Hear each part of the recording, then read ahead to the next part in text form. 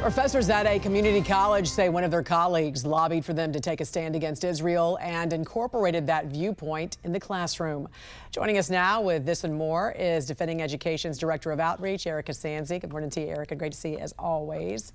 Good morning, Jan. This did happen in Palos Hills, Illinois at Moraine Valley Community College. Now, the emails from this professor were made public this week after your organization, Defending Education, sent a Freedom of Information Act request. So tell us what you guys found.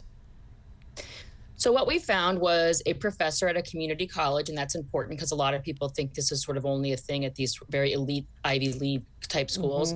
He was obsessed with this issue of Palestine. He posts photos of his classroom absolutely covered in Palestinian flags. There's a black and white keffiyeh that hangs over his chair as if it was, a sweater in case he got cold.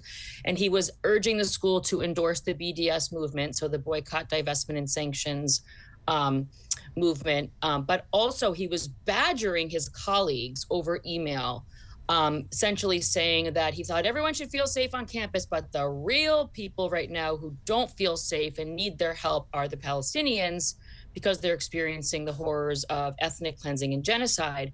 And then he added, a chemistry class could be an amazing time to talk about Israel's use of white phosphorus, skunk water, tear gas, and other such weapons used against Palestinian civilians, including children. Now, there is a hero in the story, and every good story has one, and that is your chemistry teacher who responded and said, I am here to teach chemistry and to support my students in their learning process in any way that I can. I sincerely hope that there are others on the counseling staff who have equal empathy for our Jewish students who are traumatized by the terrorist attack on October 7th. So he did get some pushback, but he's still employed though? He's still there? As far as I know, he's still there, very public as well. Like the reason that we decided to even look into this school was because of a lot of public postings by him. So this is kind of like his thing. What I will say is different is you don't see the mobs of students, in masks, taking over buildings, marching around. Who are following what he's saying. So this is a staff thing at a community college. Important to be aware of, but not nearly as intense as what we see on some other campuses. Yeah, no doubt. From the Midwest to the Northeast now, parents riled up in Newton, Massachusetts after a 9th grade math lesson basically asked 9th graders how systemic racism essentially leads to higher incarceration rates. I think we even have a picture of what this question looked like on the test. What do you make of this? Yeah, I mean, this isn't surprising. It's very common for them to take sort of one piece of their worldview and bake it into their, in this case, math class. The first 3 questions about the graph, I mean, I think they're a little bit more defensible, though they're, again, obviously designed to lead students to a specific conclusion with limited information. Oddly, they left Asians out of the graph because they have the lowest incarceration rates, and, we can't let the kids know that.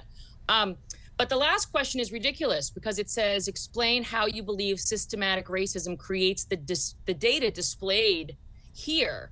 Now, that's a problem because it essentially says you have to believe that this is because of systemic or structural racism, that's the reason, right? And so if you're a really strong math student, but you don't happen to subscribe to that belief. Correct. Do you fail math? Do you get it wrong if you disagree with that question? Exactly. And this is why so many parents are riled up about this particular test. And we're going to talk more about this another time if we can. Defending Education's Director of Outreach, Erica Sanzi. Always great to see you. Hope you have a great weekend. You too. Great to see you, Jan. Thank you.